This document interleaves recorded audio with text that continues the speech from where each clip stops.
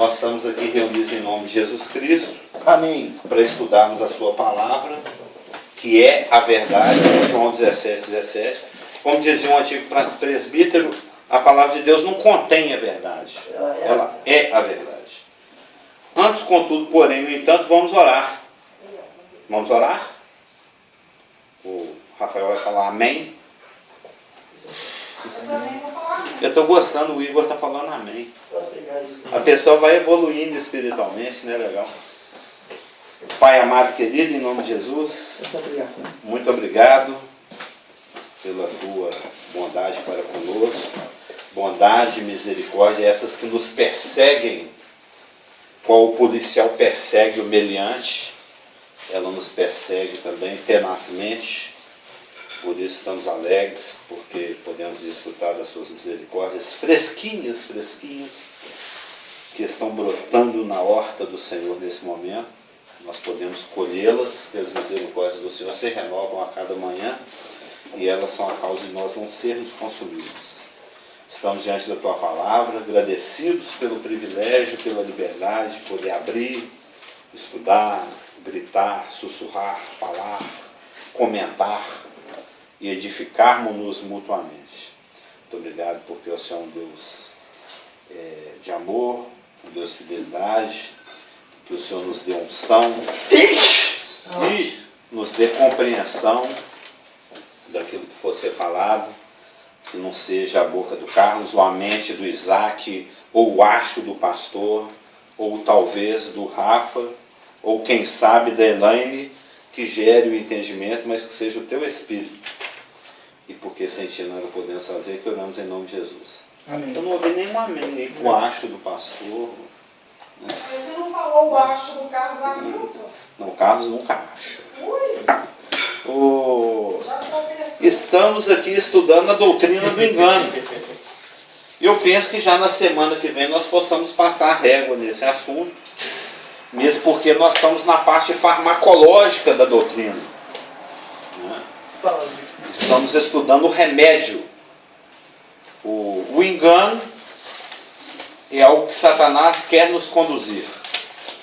Satanás quer levar o crente a uma viagem de destruição. Ele quer tornar o crente inoperante, porque ele sabe que as portas do inferno não prevalecem contra a ação da igreja.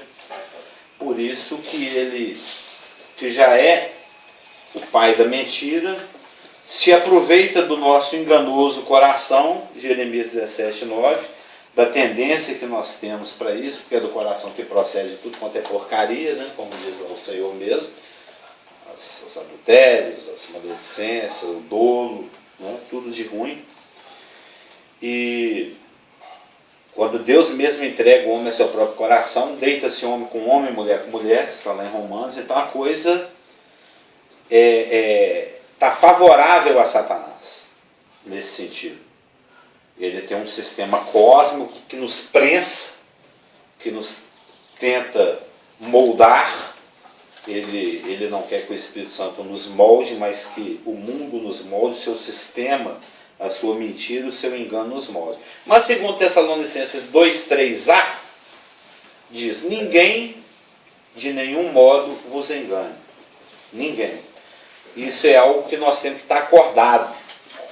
Nós é que temos que ter a vigilância, o foco, a concentração, o entendimento, o despertamento, os olhos abertos, para sabermos que nós estamos peregrinando num mundo que é mau, nós estamos lutando com hostes malignas que objetivam nos roubar, nos matar e nos destruir. Mas nós temos armas. Nós temos armas. Nós já estudamos Efésios 6, nós vemos que nós temos todo um arsenal que protege o nosso tórax, que protege o nosso abdômen, que protege a nossa cabeça, que protege o nosso pé e que finalmente nos protege de tudo, que é o escudo da fé, com o qual nós podemos apagar todos os dardos inflamados do maligno. E essa fé é a fé doutrina. Aquilo que nos protege é isso aqui, ó. É a palavra. É a palavra que nos constrói, é a palavra que nos edifica, é a palavra que nos torna justos, é a palavra que nos santifica, é a palavra que nos instrui, é a palavra que nos ilumina, é a palavra que traz resposta para toda e qualquer indagação e inquietação que possamos ter. Então nós devemos estar sempre o mais familiarizados, tanto quanto possível, com essa palavra. Ninguém esquece de bater um pratão de rango. Ninguém, com poucas exceções, esquece de tomar um banho quando está suave. Ninguém esquece de dormir. Ninguém esquece de tirar a remela do olho, né, para não afastar as garotas, principalmente ele ali.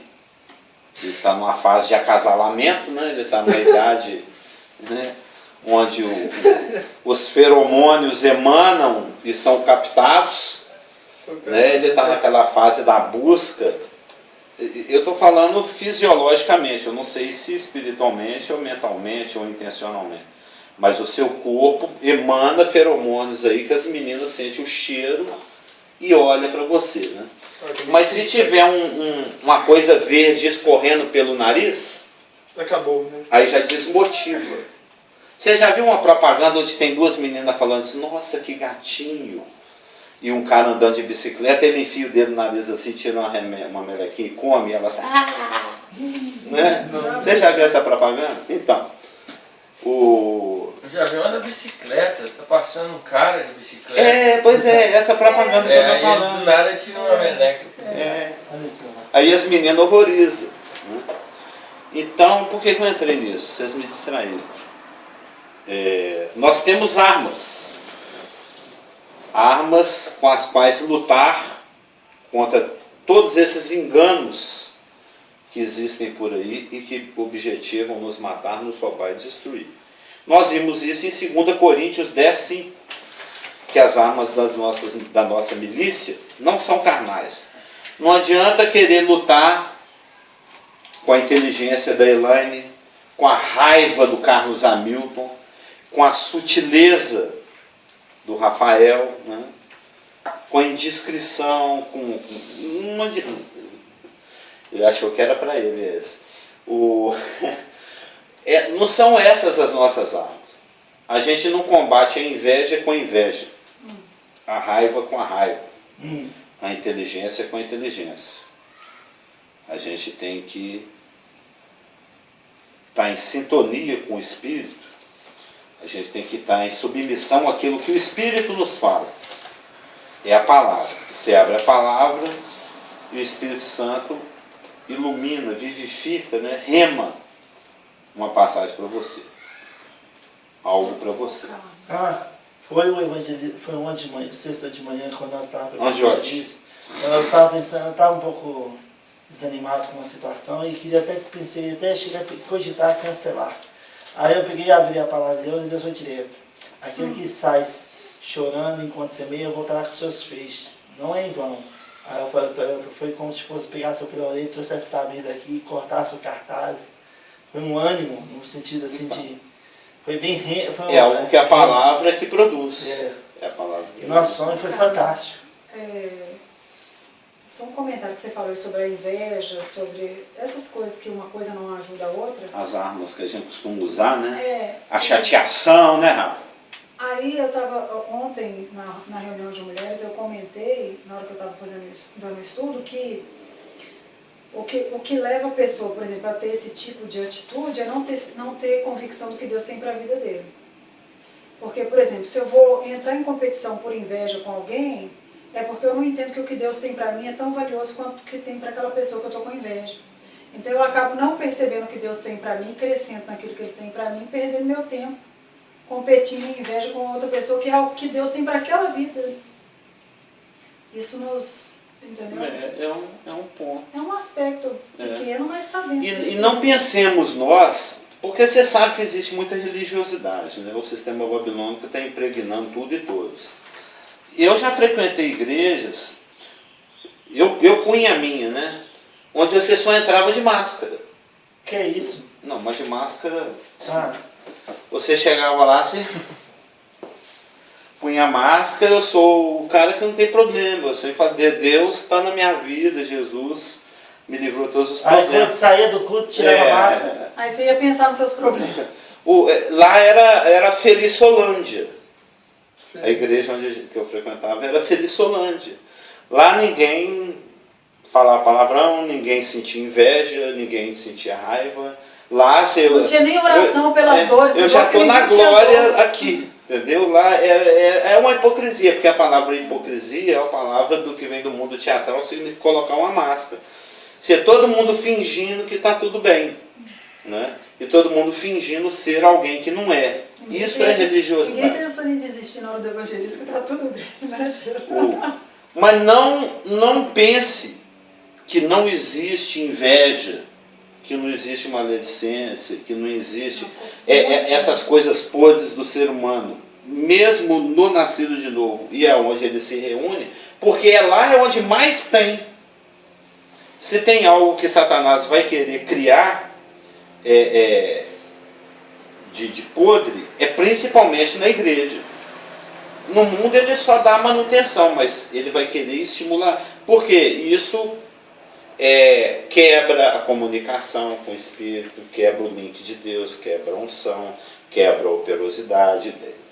Ele sabe exatamente onde nos fustigar para nos causar inveja, claro. ou sentimento de competição. Por isso que as armas da nossa milícia não podem ser essas armas. Ou gerar depressão, essas coisas ele quer sempre gerar isso em nós. Eu estava lendo aí a agonia mesmo, quando estava vindo para cá, né, esperando o ônibus. Tem lá o que respondi, do Mário Persona, e uma pessoa perguntando se o crente pode ter depressão. Isso já foi debatido na nossa igreja no passado. Você sabe que existe muitas opiniões a respeito dessas questões mais práticas, né?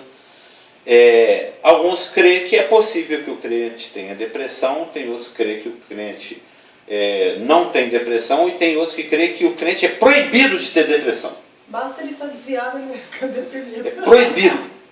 Né? Você não pode ficar triste. Você agora tem Jesus. Mas tem muitos versículos aqui, angustiados, fala de... Sim, claro. Aí, senão você até perde a salvação. Você não entende a obra consumada. Isso é lógico, falta assim como é por falta de entendimento da obra consumada que você vai invejar o que a outra tem, porque você não tem noção do tanto que você também tem, por falta de entendimento da obra consumada, que as pessoas não respeitam a tristeza alheia, e até mesmo um momento de depressão. Aí ele faz toda uma comparação com o êxodo do povo do Egito. Né? Ele compara a vida cristã, isso é uma analogia, né? Que eu já vi muitas vezes, inclusive. Não é a doutrina, mas é uma analogia que pode ser feita.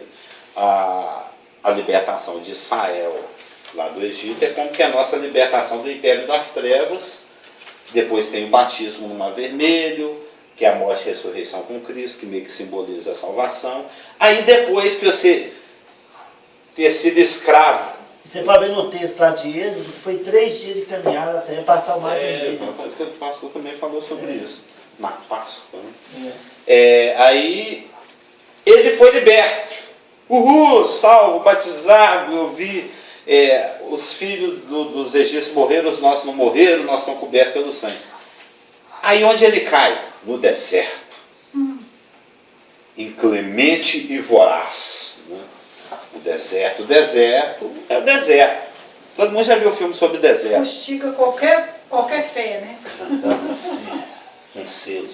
Aí ele até comenta, no deserto só tem 2 coisas. O deserto é o mundo. Né?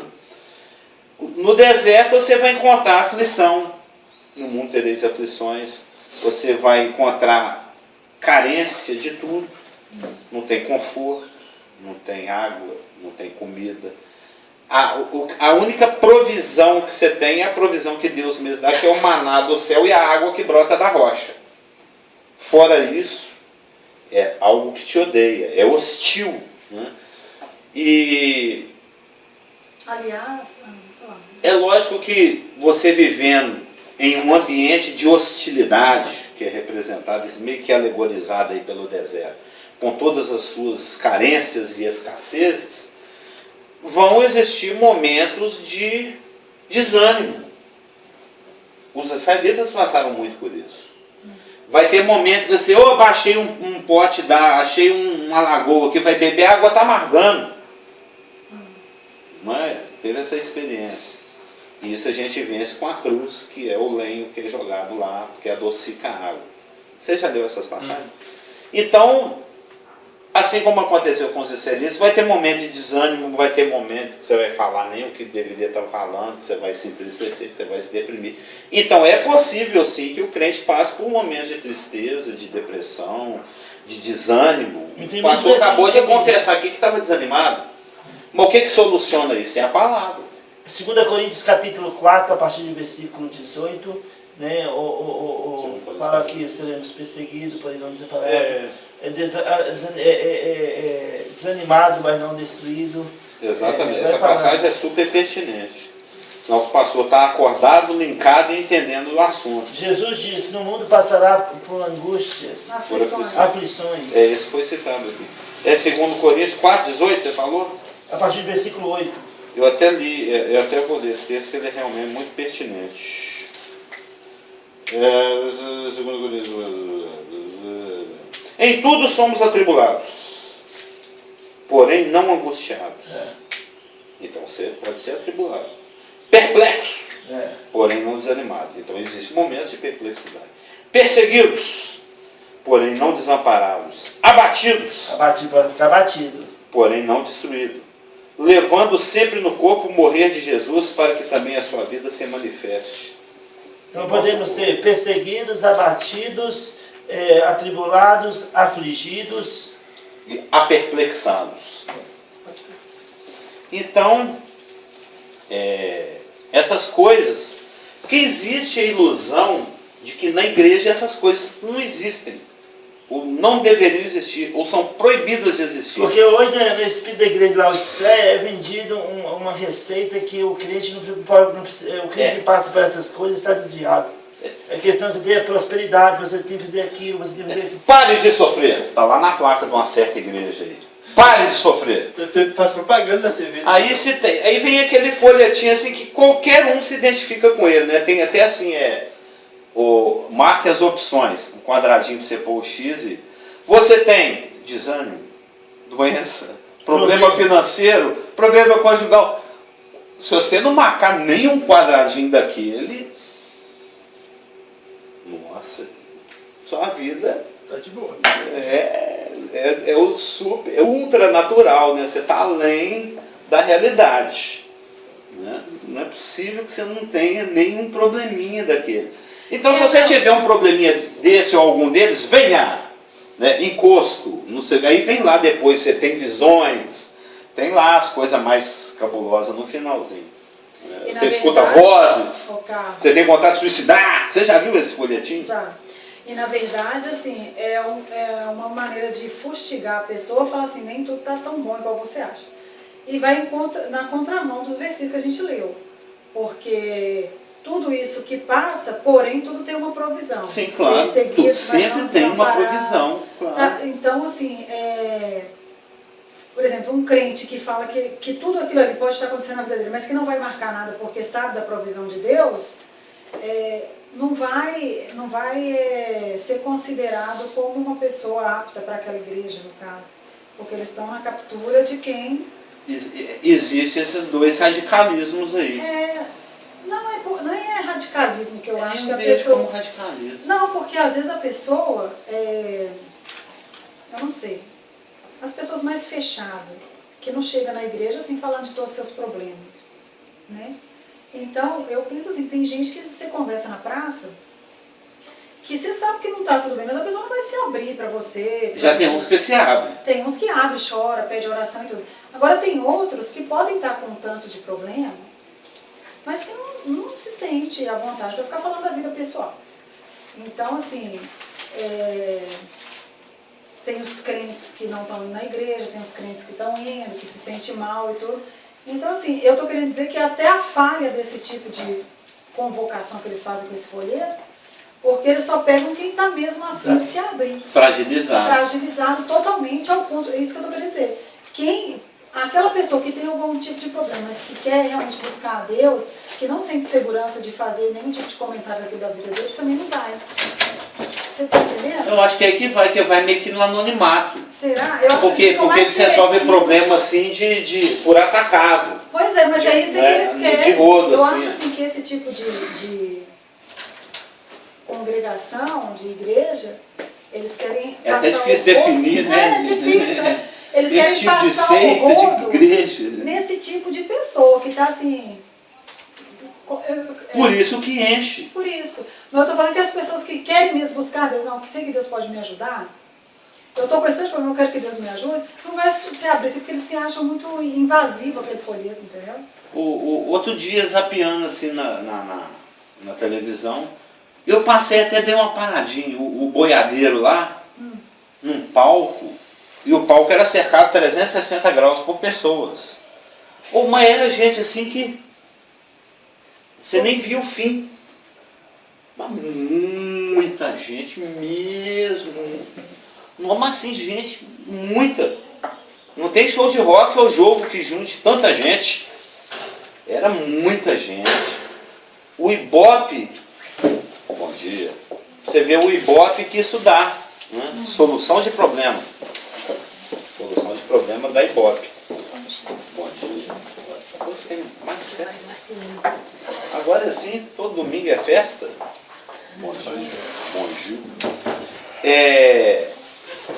Então, é um engano crer que não exista fingimento, que não exista inveja, que não exista murmuração dentro da igreja.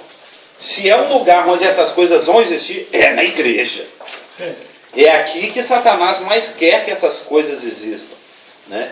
Então a igreja, a Felizolândia de Jesus, que eu frequentava, era uma utopia, não existe. Você chega, engole os problemas, bate muita palma, canta e é feliz e vai embora com os problemas. E depois descarrega no primeiro que aparecer. Mas existe a fórmula divina, o remédio, que se encontra em 1 Pedro 2:1. 1 Pedro 2:1. Que diz o seguinte: deixando, pois. Então existe, não é uma condição. Tem até gente que prega por aí que para ser abençoado tem que obedecer. Mas não é no sentido de condição. É porque ele foi me mostrar o título da pregação dele hoje. Não, mas você tem de ler o conteúdo. Você está falando uma coisa sem ver claro. a cabeça. Não, eu ainda estou falando assim, todos os que morreram em Cristo se pereceram. Calma. Deixa eu acabar de falar. Mas não é uma questão de condição. É uma questão de otimização. A palavra, ela flui, ela é mais funcional, ela é mais, está me faltando a palavra, ela é mais efetiva na ausência de pecado. Vamos ler aqui o texto. Deixando, pois, toda a malícia e todo engano e fingimentos e invejas e todas as murmurações, não é uma condição, porque tem um pois. Desejai ardentemente, como crianças recém-nascidas, o genuíno leite espiritual, para que por ele vos seja dado crescimento para a salvação. Aqui não é salvação da alma, é salvação de situações. Então, o que a gente pode entender desse texto? Primeiro, que o que te dá crescimento é o leite espiritual. A gente sabe que está falando da palavra, né? Esse genuíno leite espiritual é a palavra de Deus. Existem muitas figuras gastronômicas para ilustrar a palavra de Deus. Ela é como mel, ela é como pão, ela é como água e ela é como leite. Na semana passada aqui nós falamos do colostro, não falamos? Do leitinho que o neném tem que mamar, a questão da sobrevivência, que sem o colostro o neném não tem defesa, ele morre. E sem a palavra você está aí no mundão de peito aberto, sem colete, no tiroteio. Então, o que nos dá crescimento espiritual, o que nos faz amadurecer, é a palavra de Deus, representada aqui pela figura gastronômica do leite, né, do genuíno leite espiritual. Por contraposição, malícia, engano, fingimento, inveja e murmuração não dá crescimento ou trava o crescimento. Eu chego até a pensar que regride o crescimento, descresce. Atrofia. São coisas, malícia, engano, fingimento, inveja e murmuração, que estagna. Se é que não atrofia, né, mas que estagna o seu, e paralisa, né? Estagna é paralisar. Dá um stop o seu crescimento. Então, a inveja, o engano, a murmuração, o fingimento, aquilo que a palavra traz, o leite, são coisas opostas. São coisas contrapostas, são coisas diametrais, são coisas que não se casam. A palavra mesmo fala que comunhão que existe entre Cristo e Belial. Coisas nitidamente satânicas, coisas que vêm do mal, malícia, né? Fingimento, inveja, murmuração, parece bobo, mas esse é um estilo de vida. Tem gente que está se comprometida a crescer. Não, eu quero crescer, eu quero conhecer mais o Senhor, eu quero ser útil, eu quero servir, eu quero ministrar, eu quero ensinar, eu quero socorrer, eu quero ser apoio, eu quero ser um ombro amigo, tudo isso em Cristo. E tem aqueles que estão mais preocupados consigo mesmo. Lembra de Lippe e Hard? Né? Lippe, o leão, e Hard, a hiena. Vida, dor, azar. Né?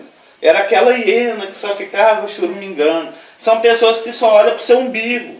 O murmurador que eu estou falando. Ele só vê o lado ruim da coisa. Tá difícil. Deus te abençoa, mas Deus podia ter abençoado mais.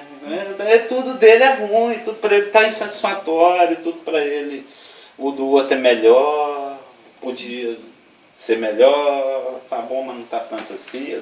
É uma pessoa com muito pouca visão. Isso não é... Porque todas essas coisas que você está falando de crescimento, está falando de coisas, entre aspas, infantis. Né? São coisas que te prendem num comportamento engessado. Né? A inveja é algo que não leva para lugar nenhum. Todo mundo já conheceu gente invejosa, eu já convivi com gente invejosa. São pessoas que todo mundo está crescendo, pode até crescer pouco, mas está crescendo e ele nunca cresce. O mundo dele sempre é aquela porcaria. E ele está sempre querendo do outro e ele não percebe o que tem, não usufrui do que tem, porque o que é do outro e o do outro nunca vai ser dele, e ele vive insatisfeito. Não é? São coisas prejudiciais mais para si mesmo do que para Deus ou para o próximo. Ele está se prejudicando, ele está se estagnando, ele não está crescendo. É algo que é muito ao contrário daquilo que a palavra de Deus promove. Já foi falado aqui que hoje, no dia 12 de abril, eu penso que todos nós temos uma qualidade de vida espiritual muito maior do que no dia 12 de abril de 2014. E com certeza no dia 12 de abril de 2016 nós vamos estar muito mais maduros em todos os sentidos, mas principalmente espiritualmente, do que hoje. Se não tiver, acorda aí porque você está agarrado em alguma coisa. Você está agarrado em fingimento, você está agarrado em inveja, você está agarrado em murmuração, você está agarrado em malícia, você está agarrado em alguma forma de engano. Porque não é possível que nada cresça. Não é possível que o pé de boldo na sua varanda cresceu e você não cresceu. Você tem boldo na sua casa? Tem. Eu sempre tenho um pé de boldo. Pé de boldo e pé de limão é básico, né? Vai dar limão? Limão. Vai dar? Ainda não, mas eu estou cultivando para dar. Tô tratando com todo amor e carinho. Com todo amor e carinho. Limão é tudo, né? Eu amo limão. Mas a vida já é tão doce, a gente precisa azedar ela um pouquinho. Não, Mas não é bom pra muita coisa. Mas então existe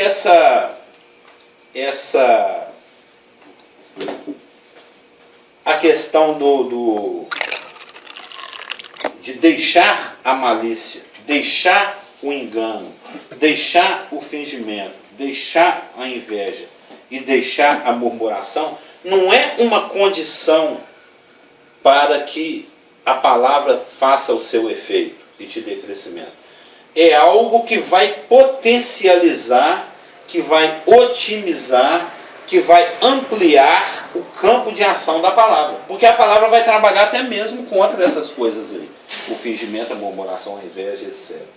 Mas se você carrega um telefone só agarrado lá na tomada, ele vai carregar com muito mais facilidade do que um telefone que você fica carregando enquanto está usando, enquanto você está gastando ele.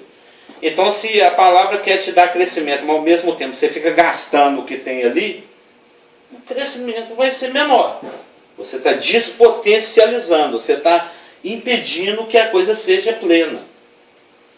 E isso é meio parecido também com o que o Pedro falou, 21 versículos depois, no 1 Pedro 1:22. Sim. Desculpa, eu não entendi o exemplo da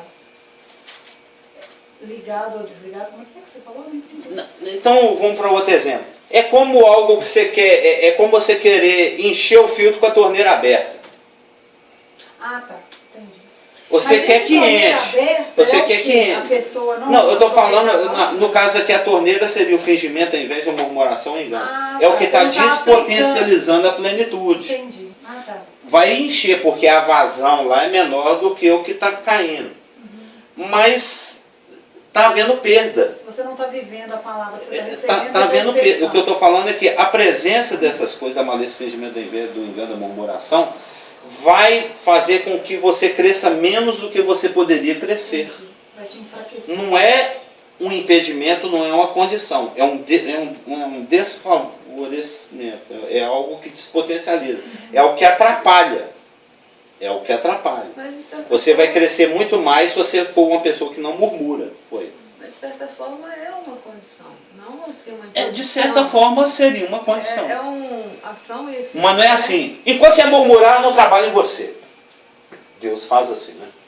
Eu me recuso a te dar o meu espírito, te dar unção, te dar entendimento da palavra. Abre a Bíblia e você vai abrir à toa. Eu não vou te iluminar um versículo. Enquanto você não parar de murmurar. Não, Deus não é assim. Isso a gente aprendeu com o pastor Marcos, a gente aprende com a palavra. A forma de Deus trabalhar não sei se vocês lembram de eu falando isso. Deus trabalha simultaneamente em todas as áreas da sua vida. Todas. Em áreas até que eu nem sei o que ele está trabalhando. E em algumas áreas existe um crescimento maior do que outro. Mas o objetivo, a palavra fala que no final é entregar o Marcelo prontinho. Aqui, ó. Varão pleno. Varão maduro, completo, né? Pleno, lá de pleroma mesmo. Nos levar. O objetivo final da palavra é entregar todos os crentes ao pé de Jesus, absolutamente completos. Né? Tem esses versículos que falam sobre isso, lá na perfeita varonilidade. Isso lá no arrebatamento, lá na glorificação. Mas enquanto isso, a palavra de Deus vai lutando e disputando comigo nos mais diversos segmentos da minha alma. Lembra quando a gente estudou as câmaras da alma?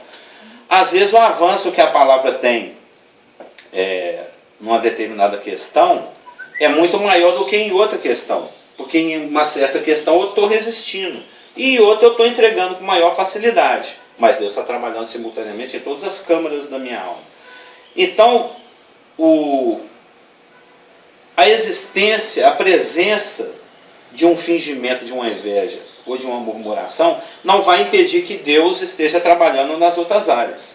mas vai impedir que o crescimento que você tenha naquela área da satisfação, por exemplo, seja menor do que na outra área onde ele está trabalhando.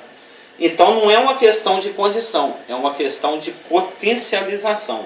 Se você deixa isso e deseja aquilo outro, o seu crescimento vai ser maior. Entendeu? Isso é causa e efeito. Agora, o que é essa malícia, maldade? O que é isso? Onde você está? Você está no 1 Pedro 2, 1? É. Deixando toda a malícia? Maldade. O que é exatamente? Essa palavra malícia, ela tem a ver, é a palavra mais feia que existe no grego. É a palavra azelgeia. O azelges, né, a pessoa que pratica a azelgeia, é aquele cuja prioridade na vida dele, máxima, mais do que qualquer coisa, é a autogratificação.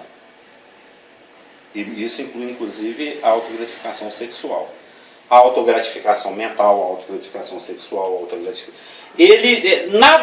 Nada na vida é mais importante do que ter prazer.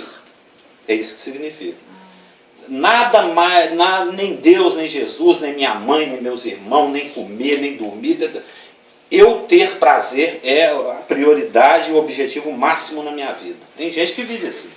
Eu já conheci. Eu já tive fases assim na minha existência. Então, é esse tipo de coisa que você tem que deixar. A busca incessante e prioritária pela autogratificação egoísta. É isso que quer dizer a palavra malícia. É a pessoa que está focada só... Se você pegar todas as palavras, todas elas têm a ver com o ego. Com o egocentrismo, com a egolatria, né? Com o culto de si mesmo, com o se colocar em primeiro lugar. Quando você vai em... Não sei se agora eu lembro aqui da passagem, acho que é 2 Timóteo, que fala de como os homens seriam no final dos tempos. Tá, porém, nos últimos dias os homens serão... aqui, ó. 4. 2 Timóteo 3. Aqui não está falando de incrédulo, não, está falando de crente. Então a igreja da Felissolândia ia arrepiar o cabelo, né? Sabe, porém, isso: nos últimos dias sobrevirão tempos difíceis, pois os homens serão egoístas, avarentos, jactanciosos. É 2 Timóteo 3 em diante. Jactanciosos, arrogantes, blasfemadores, desobedientes aos pais, ingratos, irreverentes, desafeiçoados, implacáveis, caluniadores, sem domínio de si, cruéis, inimigos do bem, traidores, atrevidos, enfatuados, mais amigos dos prazeres do que amigos de Deus. Isso é o crente da Laodiceia. Isso é o crente de hoje. Infelizmente é o que mais encontramos. Sim, esse é o crente de hoje. E quando você faz um estudo de todas essas palavras no grego, é maravilhoso esse estudo, você vê que tudo isso que vem aí depois de egoísta, os homens serão egoístas. Aqui nós temos a raiz. Aí você vai passando por avarento, jactancioso, arrogante, blasfemador, blá blá blá blá blá blá blá blá blá blá blá, até chegar em mais amigos dos prazeres do que amigos de Deus. Esses 4 versículos descrevem a pessoa que é dotada dessa malícia que você perguntou aqui. É esse tipo de postura. Porque o que as escrituras ensinam é que primeiro você tem que ser um teófilo, né? Um teófilo, que é lá no finalzinho lá do 4, amigos de Deus, a palavra no grego que é teófilos. Você é filo do Theo, né? Você é um amigo de Deus. E começa com um egófilo. Egófilo, o cara é um egoísta, é um egófilo, ele é amigo de si. Então ele está invertido. Ele começa com amor a si, depois ele passa por amor ao próximo, e se sobrar um tempinho, eu sou amigo de Deus. Às vezes nem lembra de Deus. Não, se, né? Eu estou falando de crente. Né? Porque também, por conveniência, às vezes eu tenho que me relacionar com o próximo. Então eu vou ceder um pouquinho para ter um troco, para ter um retorno. Então, esse é a ótica do malicioso, do egocêntrico, do ególatra. Ele ama a si, depois o próximo, e se sobrar tempo, eu amo Deus. A mente de Cristo, a mente renovada, a mente do nascer de novo é: eu amo a Deus, depois o próximo, e se sobrar tempo, eu me amo. Não é o contrário, não. Não, eu amo a Deus, depois o próximo e depois a mim mesmo. Eu já fiz muitos desses. É o inverso desse aqui. E se eu não amar a mim mesmo, eu não vou amar. Não, eu estou falando do crente, do nascido de novo. Não estou falando do judeu, não. Isso é coisa do judeu. O judeu, ele ama a Deus, depois a si e depois o próximo. O nascido de novo, ele ama a Deus, o próximo e depois a si. Porque esse mandamento de amar o próximo como a ti mesmo não é cristão. Ele não é para nós, não. Isso é lá. Jesus disse, novo mandamento vos dou. É novo mandamento dos outros. Uns aos outros como eu vos amei. Então, o negócio é o seguinte. Eu falei isso para o Carlos Augusto uma vez pelo Facebook. Que ele falou, glória a Deus, ele posta umas coisas assim, né, tal. Ele colocou lá uma pombinha, uma florzinha, uma coisinha assim. Essas coisas que você posta em Facebook, a Alegrolândia, né? A Alegrolândia da vida, né? E aí eu falei, Carlos Augusto, o negócio é o seguinte. Não é bem isso aí que você está falando, não. Que ele estava falando sobre o amor ao próximo. Né? O amor ao próximo não é esse que você postou aí, não. De eu vi o outro, nossa, mas a pessoa está precisando muito. Eu vou lá e amo a pessoa, pela necessidade da pessoa. O amor ao próximo bíblico, esse do novo mandamento vos dou, que vos ameis uns aos outros como eu vos amei, é você amar aquele crente chato, aquele crente que pede seu nome emprestado, que faz uma compra absurda, que faz o seu nome ir para o SPC, que faz você perder seu táxi, sua casa, que põe você para passar fome com a sua família debaixo do viaduto ali na Lagoinha, e você vai lá e fala assim, eu trouxe um ovo de Páscoa para você.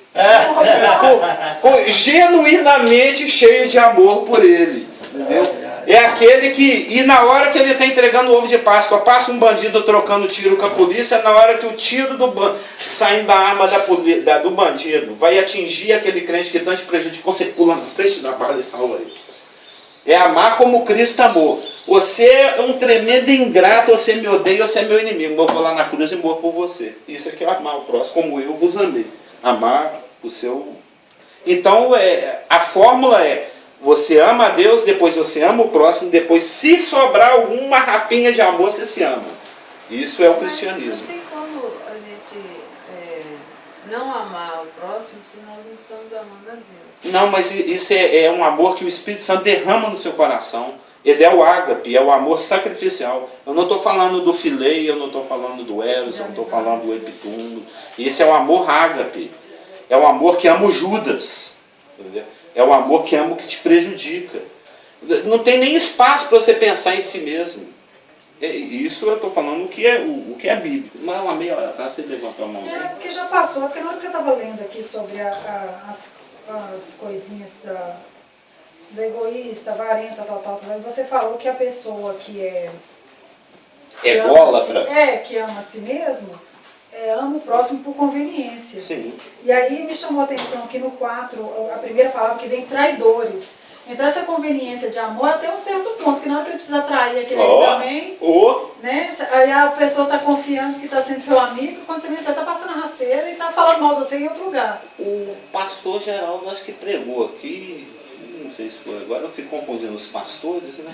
Foi por 2 pastores na igreja. Falou sobre a traição. O pastor já não falou isso recentemente sobre a traição?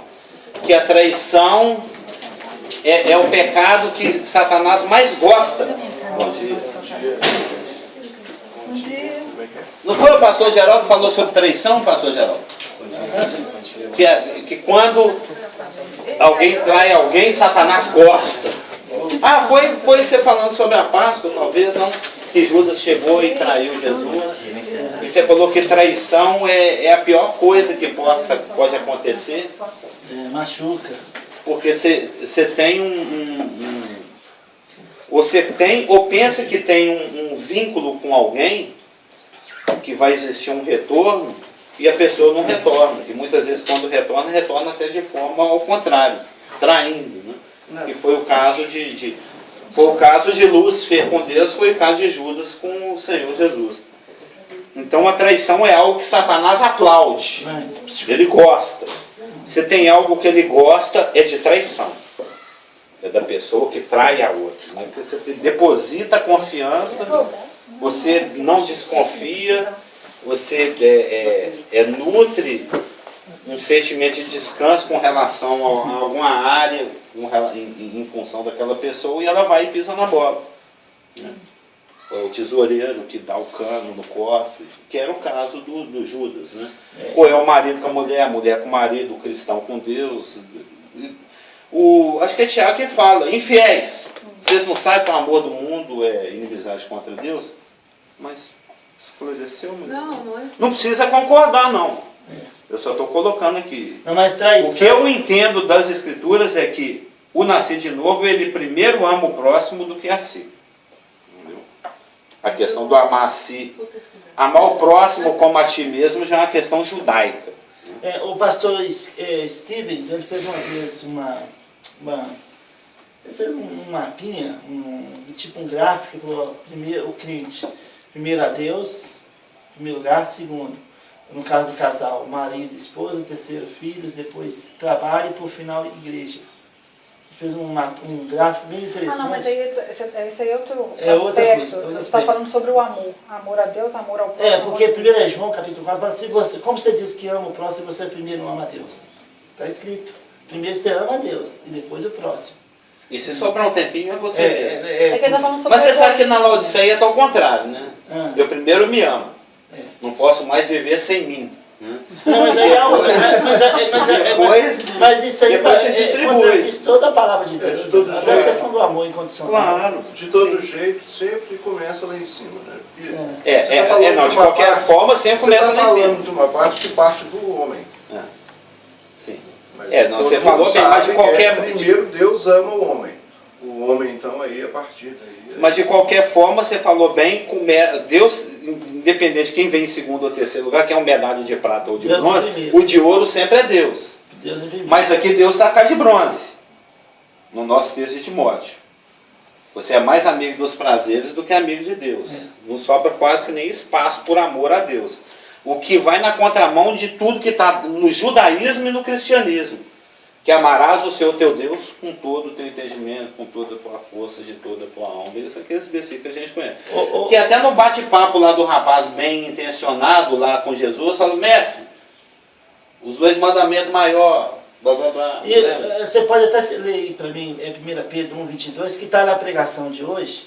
Não, pois eu estou querendo falar ele aqui. Eu já falei aqui. Claro, porque está na Lembra, agora mesmo falei, se a gente andar mais 21 versículos... hoje. Então, se a gente andar mais 21 versículos de onde a gente está, nós estamos no 1 Pedro 2,1. Aqui, ó, 1 Pedro. Eu estou querendo ir para o 22, mas a Elaine não deixa. Então, 1,22. Então vamos ler, gente. Mas a Elaine não deixa. Está na mensagem de hoje, e você não copiou de mim, não, porque eu não converso com você desde quinta-feira. Porque o primeiro Essa pregação Deus deu para mim ontem. O 1 Pedro 1,22 está na mesma vibe do 1 Pedro 2,1. Está na mesmo raciocínio, né? Purificando as vossas almas pelo Espírito, na obediência à verdade, para o amor fraternal não fingido, amai-vos ardentemente uns aos outros com o coração puro. Nós estamos longe do cristianismo. A ênfase toda na pregação hoje é a obediência. Sim. Mas vocês já viram como é que dá até uma depressão assim por incompetência? Já que a gente falou. Onde é que nós amamos ardentemente um ao outro com o coração puro? É com toda a força. Ardentemente é pegando fogo. O grego está falando assim, com força e com toda potência. Né? Igual que esteja queimando. Igual o poeta diz lá, né? Com força e com vontade. É com muita força mesmo. É que você falou, o cara acabou com a sua vida, né, irmão? Na fé acabou a sua vida, hoje você não para SPC, Serasa, tirou sua casa, tirou tudo. Você está falando debaixo da ponte e você chega na pasta, compra um chocolate lá para ele. O 32. O número 32. Bem grandão. Essa palavra amarga... E pula na frente da bala. Oi. Essa palavra amarga é sempre uma palavra complicada. Exatamente por causa da diferença de gostar e amar. Eu penso ainda, continuo pensando, na medida que a gente caminha e que o conhecimento ainda continua vindo aqui e nas coisas, eu ainda sempre fico com mais convicção ainda, apesar de ter gente que diverge disso, que fala, não, eu sei o que é amar, eu sei o que é gostar. No meu ponto de vista, tudo é gostar. A única forma de amar é a própria forma que Cristo amou. E por isso ele fala, amai-vos uns aos outros como eu vos amei. Tá falando de Porque água, não tem como você amar. Porque se fala muito, o fulano ama, a ciclana... Não, se tivesse jeito, Jesus não precisava vir. Exatamente. Eu acho que é a única forma, eu acho que o amor no seu significado completo, ele só pode vir, ele só é divino. Ele não pode ser além do divino. Sim. Ele é fruto do Espírito. Porque Nós não produzimos isso. Nós não temos competência para isso. e quando você fala assim, eu amo a minha esposa, eu não vou entrar no mérito da questão, mas é uma coisa que transcende. Eu acho que é uma coisa que transcende. É o que Efésios e Filipenses, o que Efésios e Colossenses fala, é que você deve amar a sua esposa a ponto de morrer por ela. É o que Cristo fez com a igreja. Você pode até chegar ao ponto de morrer por alguém. Mas não, pela sua esposa ser obrigada a morrer. Mas não chega a ser amor. Mas tem gente aí que na hora que o carro vai passar na poça, põe a namorada na frente. Na namorada, ainda bem, depois da esposa. Amados, Ele não faz isso mais não, né? 1 João capítulo 4. Amados, amemos uns aos outros, porque o amor procede de Deus. E todo que ama é nascido de Deus e conhece a Deus. Aquele que não ama não conhece a Deus, pois Deus é amor. Nisto se manifestou o amor de Deus em nós, em haver Deus enviado o seu Filho unigênito ao mundo para vivermos por meio dele. Nisto consiste o amor, não em que nós tenhamos amado a Deus, mas que Ele nos amou e enviou o seu Filho como propiciação pelos nossos pecados. Amados, de tal maneira, se Deus de tal maneira nos amou, devemos também nos amar uns aos outros. Ninguém jamais viu a Deus. Se amarmos uns aos outros, ninguém jamais viu a Deus. Se amarmos uns aos outros, Deus permanece em nós e seu amor em nós, aperfeiçoado. Nisso conhecemos que permanecemos nele, e ele em nós, em que nos deu do seu Espírito. E nós temos visto e testemunho que o Pai enviou o seu Filho como Salvador ao mundo. Você vai ler até onde? Eu quero, no amor, no amor não existe medo, antes é aperfeiçoado, o amor lança fora o medo. Ora, o medo produz tormento, logo aquele que teme não é aperfeiçoado no amor. Nós amamos porque Ele nos amou primeiro. Se alguém disser, ama a Deus, e odiar o seu irmão, é mentiroso, pois aquele que não ama o seu irmão, a quem vê, não pode amar a Deus a quem não vê. Porque na verdade, o 1 João merece um estudo. Né? Porque essa foi a consequência do próprio judeu, do próprio Israel. Ele era condicionado desde a sua infância, lá 10, 11, 12 anos, já no estudo da Torá, com seus mestres, ele era condicionado a colocar Deus como o amor maior. Então, daquela ordem que você colocou, Deus, o próximo e a mim mesmo, se sobrar espaço. No caso do judeu era Deus, eu e o próximo. Exato. Mas houve essa confusão, porque de fato o judeu em todo o tempo achava que amava Deus, ele não estava amando Deus. Ele seguia regras, ele era condicionado, ele ele convivia. Daí a amplitude dessa coisa do amar e gostar. Na realidade ele não amava o judeu, ele sempre gostou. Agora esse gostar, ele tinha certas limitações. Eu gosto de Deus até que ele me responda dessa forma, porque eu sou filho dele.